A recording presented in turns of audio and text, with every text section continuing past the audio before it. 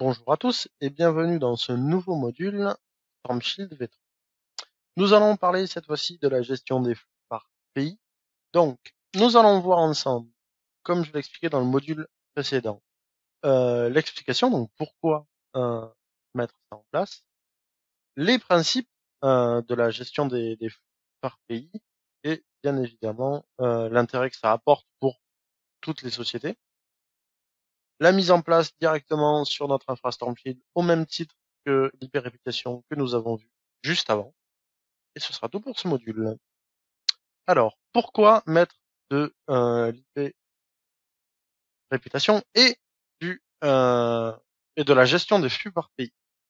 Donc, comme je le disais, hein, c'est une fonctionnalité qui est là en plus du Dynamic Host Reputation. C'est une nouvelle fonctionnalité qui n'était pas là avant, qui propose le filtrage des flux entrants par réputation et par pays. C'est-à-dire que en fonction de l'origine du trafic depuis tel ou tel pays, on va pouvoir le bloquer ou le laisser passer. Il faut savoir que bien sûr c'est pas infaillible, hein, toute personne ou société qui utilise un VPN, un proxy ou qui passe par un autre site au travers d'un VPN pour sortir et que ce site-là n'est pas situé dans le pays que vous souhaitez bloquer, ça marche. Admettons une entreprise qui est en Chine et qui a une succursale en France et qui sort par Internet en passant par la France, bien sûr, vous ne bloquerez pas le trafic.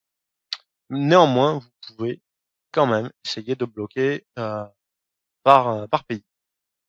On a également la possibilité de bloquer le trafic Tor. Donc Tor, pour ceux qui connaissent pas, c'est un logiciel qu'on appelle anonymisant qui utilise tout un tas de proxys pour masquer le plus possible votre adresse IP. C'est-à-dire que vous allez avoir translaté par différentes IP, tout un tas, avant d'arriver au site web que vous voulez voir. C'est-à-dire que, mettons, si vous voulez accéder à un site, vous allez peut-être changer 15, 20, 30, 500 fois d'IP entre votre box et votre visite sur le site. C'est-à-dire que si quelqu'un veut remonter le fil, déjà il en a pour un moment et ça va être très très compliqué parce que ça fait partie des réseaux où on essaye de pas trop garder de log ou autre. Donc Tor c'est un petit peu particulier.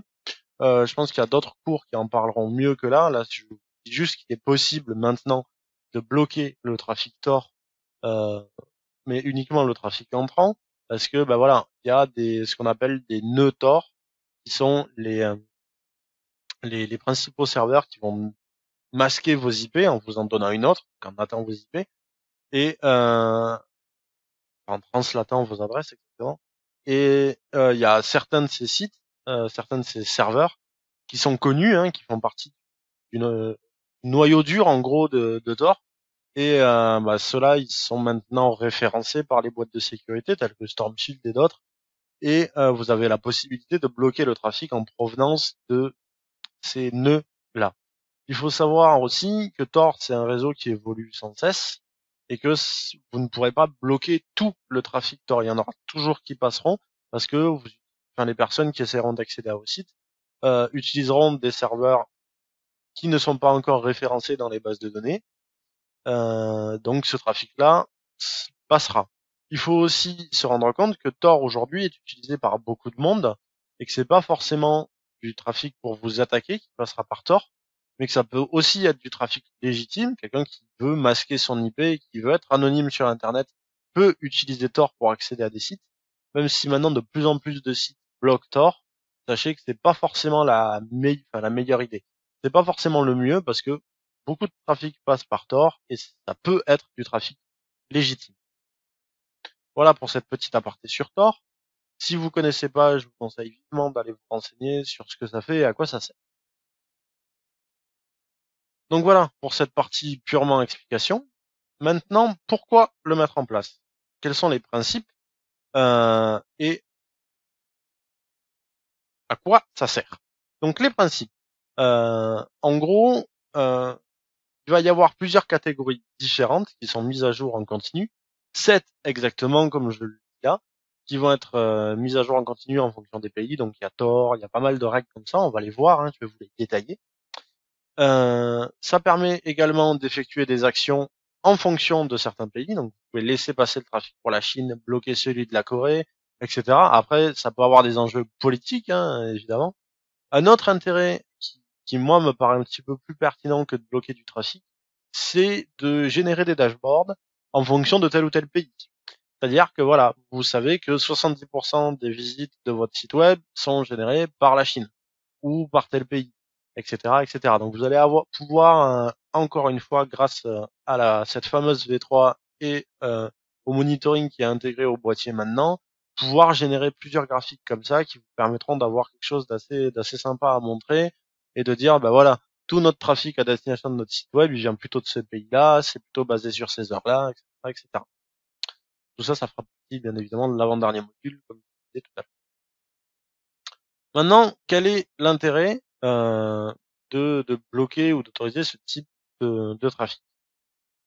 L'intérêt, ça va être évidemment de bloquer l'accès à certaines ressources, que ce soit aussi bien en sortie qu'en entrée, c'est-à-dire que vous allez pouvoir bloquer vos utilisateurs pour pas qu'ils accèdent à des sites chinois, ou interdire aux sites chinois de venir entrer sur votre boîtier. J'ai pris la Chine comme exemple, ça peut être la Russie, ça peut être n'importe quel pays.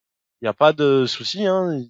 N'importe quel pays peut être bloqué, tout comme vous pouvez spécifiquement autoriser l'accès à ce pays-là.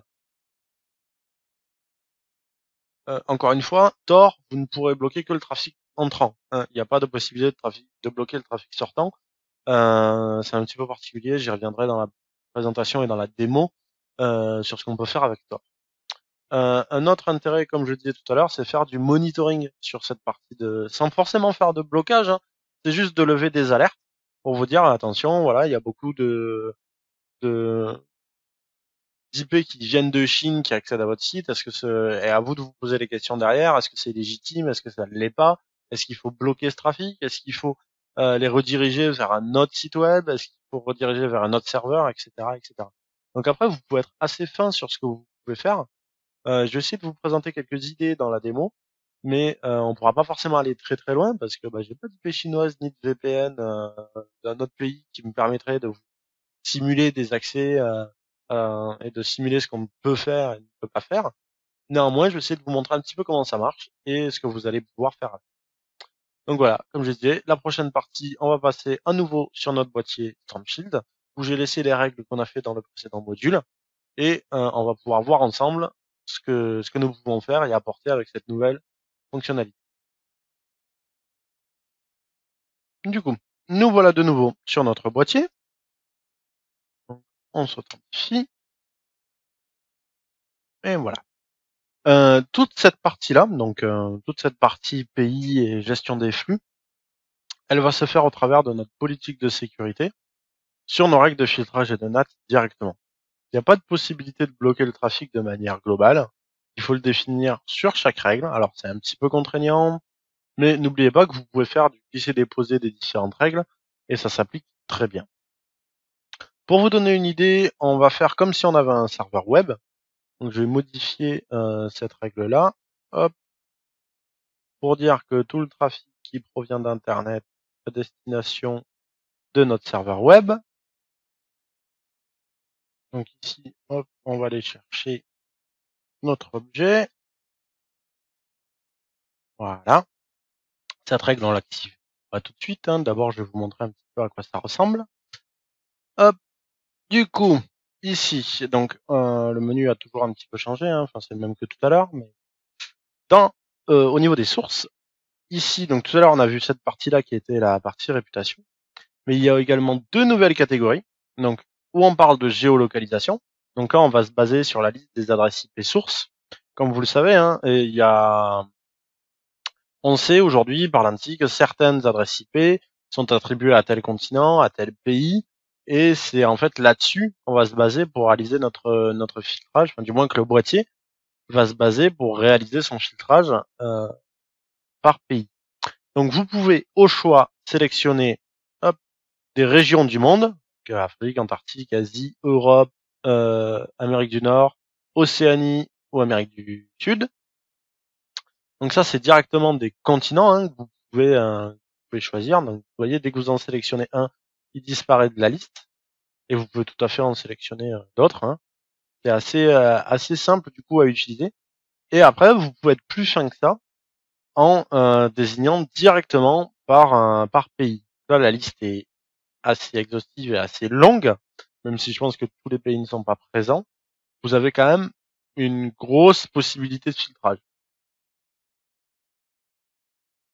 Après, quelque chose d'un petit peu plus simple que cette gestion-là du clic-clic, on va dire, vous avez la possibilité ici d'aller ouvrir un nouveau menu, donc là, un groupe et région, où vous allez pouvoir définir un groupe, mettons groupe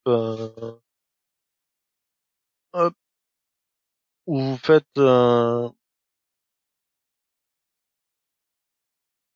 l'autorisation. Donc ces pays-là seront autorisés ou vous pouvez utiliser ces groupes bien évidemment dans plusieurs règles.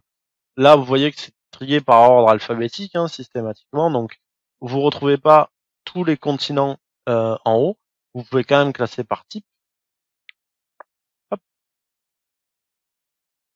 Mais on reste sur cette présentation-là quand même. Vous allez malheureusement pas pouvoir faire beaucoup mieux que ça. Hop. Vous pouvez bien sûr, comme d'habitude, modifier, trier, etc. Par type, je suis étonné qu'on ne puisse pas classer par type. Bon, pourquoi pas. Mais bon, voilà, une amélioration à leur apporter. Néanmoins, vous avez quand même la possibilité, hop, de faire votre tri et d'ajouter ces choses-là. Hop, je prends les uns au pif. Et de créer votre groupe. Automatiquement, ce groupe ici, hop, il vient s'incrémenter. Vous pouvez aussi en ajouter en plus ou pas forcément. Ça, c'est pour la partie vraiment pure pays. Vous pouvez appliquer. Automatiquement, vous voyez ici. Donc là, il y a notre Danemark, notre Amérique du Nord, notre Albanie, et ici, le groupe qu'on a autorisé à accéder depuis Internet, donc à notre serveur web. Ce qui veut dire qu'automatiquement, tout le trafic ne venant pas de ces régions-là sera bloqué, ne passera pas. Donc là, en gros, votre site web, il n'est pas accessible pour autre chose que ces pays-là, y compris pour la France, etc. Ça marchera pas. Ça, c'est pour la partie, comme je le disais, un filtrage par pays. Vous ne pourrez pas être plus fin que ça. Vous pouvez néanmoins récupérer ça pour le mettre là, mettons, même si bon, il n'y a pas un grand intérêt, du moins sur cette règle-là, vu que c'est une règle d'accès à Internet. À part bien sûr bloquer les IP à destination de ces sites-là. Et dans ce cas-là, c'est ici. Il faut le mettre donc sur le trafic de destination. Si on veut modifier cette règle-là, sur la destination, on va avoir exactement la même chose. Donc, activer un filtre de réputation et sélectionner donc nos fameux pays. Et vous voyez ici que notre groupe apparaît en premier. Parce qu'ils estiment que voilà, c'est plus intéressant d'avoir les groupes qu'on a nous-mêmes composés et qu'on a mis du temps à créer directement en cliquant dessus, en tout premier. Donc voilà, là je vais pas le faire parce qu'il n'y a pas un grand intérêt. À part peut-être vous montrer comment ça bloque. Enfin, du moins, à chaque fois que vous réalisez ce type d'action, vous êtes bien évidemment redirigé vers une page de blocage. Les pages de blocage qu'on a vues lors des derniers modules de la version expert. Donc, vous serez au même titre que ça, redirigé vers une page de blocage, sauf que là, vous pourrez la personnaliser en disant, par exemple, ben voilà, que tel pays n'est pas accessible parce que ça ne fait pas partie des règles de l'entreprise, ou vous pourriez mettre ce que vous voulez. Il nous reste une partie à voir dans cette partie source et destination qui a été modifiée, donc toujours dans cet onglet géolocalisation et réputation. Ça va être la réputation des adresses IP publiques. Donc ça, c'est une fonctionnalité qui est demandée par beaucoup de monde depuis un temps plus que certain, et que donc qui a été implémentée avec cette fameuse V3 et qui concerne différentes catégories. C'est là que vont apparaître les 7 catégories dont je parlais dans la partie PowerPoint qu'on a vu juste avant. Donc dans ces 7 catégories que nous allons découvrir, on va se retrouver avec la partie anonymiseur. Donc tout ce qui est anonymiseur, donc tout ça c'est des bases d'URL, des bases d'adresses IP qui sont maintenues au même titre que votre base d'URL sur votre boîtier. Donc tout ça c'est des fonctionnalités qui sont gratuites, qui sont directement implémentées dans votre boîtier. Donc cette partie anonymiseur va concerner tout ce qu'on appelle les proxys. C'est pas Tor, hein. Voilà, là c'est vraiment toute la partie purement proxy qui existe sur Internet, que eux appellent anonymiseur, mais qui pourrait tout à fait s'appeler autrement, hein, simplement proxy. Mais là voilà, on va juste parler de cette catégorie d'adresses IP là, qui sont donc référencées dans une base de données, maintenue par Stormshield, et qui est mise à jour sur votre boîtier, et qui permet donc d'anonymiser ce trafic. Ensuite, on va voir tout ce qui est réseau de botnet. Donc les botnets, pour ceux qui connaissent pas, c'est ce qui sert en gros à faire des attaques par déni de service, entre autres. Donc c'est des machines fantômes qui sont sur le réseau, qui ont un petit programme d'installer et qui permettent de lancer par exemple tout un tas d'attaques directement depuis Internet vers votre boîtier. Ça pareil, c'est une base de données qui est maintenue par Stormshield, mise à jour sur votre boîtier. Ça vous permet de bloquer ou d'autoriser, si vous le souhaitez, ce type de trafic. Même si je vous avoue avoir un peu de mal à voir pourquoi on l'autoriserait spécifiquement, mais bon, pourquoi pas. Ensuite, tout ce qui est malware, donc là, il existe des malwares sur Internet, etc. Et vous pouvez bloquer tous ceux dont l'IP est connu. Tout ce qui est réputé comme étant une adresse de phishing, pareil, c'est quand même très intéressant de pouvoir bloquer ce trafic-là. Les scanners, c'est pareil, donc ça va être des machines qui sont réputées pour scanner les ports qui sont ouverts sur les machines. Les spams, les adresses qui envoient habituellement du spam, ou ça c'est des bases qui sont connues. Vous faites de l'informatique, vous avez déjà dû au moins être catalogué une fois comme spam, hein, votre entreprise. Et donc, la dernière, ce que je disais tout à l'heure, les Tor Exit Nodes. Donc ces fameux nœuds de sortie Tor, hein, qui sont réputés pour être des serveurs qui font sortir ces adresses IP ou qui font sortir du réseau Tor. Donc ces adresses IP sont référencées aujourd'hui, du moins une partie d'entre elles. Et vous allez avoir la possibilité directement au travers du boîtier de bloquer ces nœuds-là. Vous pouvez aussi tout bloquer, hein, il n'y a pas de souci. Et vous avez également ce groupe, le groupe BAD, donc qui est un groupe par défaut fourni avec l'appliance Stormshield, du moins avec la mise à jour si vous n'avez pas l'appliance. Et ce groupe BAD, je vais tout de suite vous montrer à quoi il correspond dans notre boîtier. Vous voyez ici, donc en plus des pays, l'IP réputation donc de ces IP qui apparaît. Vous pouvez bien évidemment, comme on l'a vu, hein, le mettre sur le trafic entrant, donc depuis Internet vers votre réseau. Mais vous pouvez également, hop, ici, le mettre sur le trafic de destination, hein, comme on l'a vu. Donc, vous pouvez par exemple bloquer les anonymiseurs directement ici. Les anonymiseurs, la différence que vous allez voir entre les blocages d'URL et ici, directement le blocage des IP, comme je le dis, hein, c'est que vous allez pouvoir directement bloquer les IP en sortie. Donc, c'est au choix. Pour moi, l'un et l'autre se complètent. Autant mettre les deux. Autant mettre la partie blocage d'URL et la partie anonymiseur avec l'IP réputation. Peut-être qu'une des deux bases est plus à jour que l'autre en fonction des jours, ça peut dépendre. Simplement, à vous de voir ce que vous souhaitez. Moi, par défaut, je mets les deux maintenant, dès que je fais du Stormshield 3. Je mets les deux. Sur cette partie-là, je laisse l'IP anonymiseur parce que je trouve ça plutôt pratique. Donc voilà à quoi ressemble cette partie IP réputation. Et tout ce qu'on peut en dire. Donc après, il vous suffit bien évidemment d'activer cette règle pour que ce filtrage s'applique. Là, vous êtes quand même assez intrusif. Sachez que ces objets-là ne sont ni modifiables ni visibles. Ils sont totalement masqués, donc vous pourrez pas faire grand-chose avec, malheureusement. Même si cette partie ici, objet, elle a quand même été un petit peu remaniée hein, depuis les formations, depuis la précédente formation, pardon. J'active juste la politique qu'on vient de créer. Hop, vous voyez ici, ça a quand même été un petit peu modifié. Mais si on cherche, par exemple, notre Tor, hop, en fait, il apparaît nulle part. Alors, c'est peut-être pas parlant si je fais exit Tor, toujours pas. Enfin bon, Tor, on va même faire notre groupe dont je parlais tout à l'heure, Bad. Vous voyez, il apparaît même pas. Il y a vraiment que Stormshield qui met à jour et modifie les les différents groupes, les différents ports. Donc cette liste, malheureusement, vous ne pourrez pas interagir avec. Donc il faudra se la faire à la main sur l'ensemble des règles où vous voulez les appliquer. Du coup, retour sur notre PowerPoint, où on vient de finir cette partie démo, où vous avez vu l'ensemble de ce qu'il est possible de faire avec cette gestion des flux par pays. Et on a vu en passant donc tout ce qui est IP réputation, mais côté IP public et non pas IP local comme nous on l'a fait dans le précédent module. Donc vous voyez que c'est quand même intéressant de le mettre en application en entreprise également. Ça fait partie des choses de cette V3 qui sont vraiment très intéressantes et que j'ai souhaité détailler avec vous.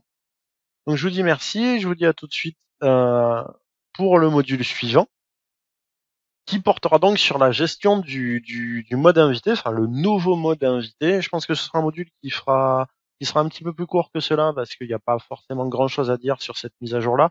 Néanmoins, elle est quand même très intéressante parce qu'elle apporte pas mal de modifications sur ce qu'on a vu ensemble.